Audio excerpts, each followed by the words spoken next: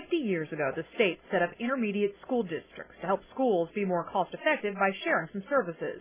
The Traverse Bay Area ISD works with 16 local school districts in 5 counties. We do a lot of things through TVA, which is a real positive thing, because we have enough schools where we can do combined things and save money. Traditionally, ISDs have helped districts with things like special education, career tech, and teacher training. But in 2007, lawmakers required ISDs to see if they could do even more, and they are. I think we're seeing now movement into the consolidation of services in terms of business services, administrative services.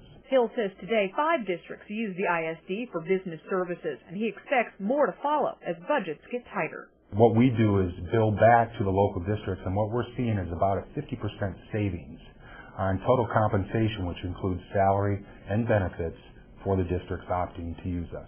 Not only is the list of school districts that are consolidating services with the ISD growing, but so is the list of services.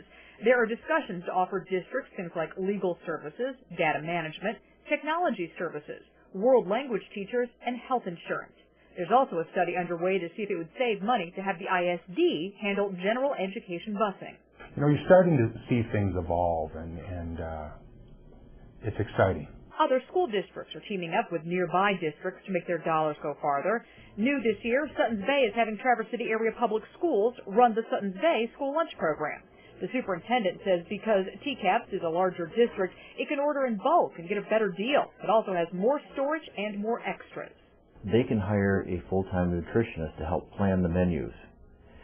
They can have representatives who can deal with going to the local farms to buy fresh produce to put it into the school lunch programs that as a small operation we can't afford to do. Money is a driving factor in more ways than one. In June, the governor signed legislation that allows school districts to recapture $100 in per-pupil funding if they implement so-called best practices. That includes things like consolidating services. School leaders we spoke with say this growing trend is showing no signs of slowing down. We have to think differently, we have to look at everything differently, and we have to be extremely open-minded about our leadership.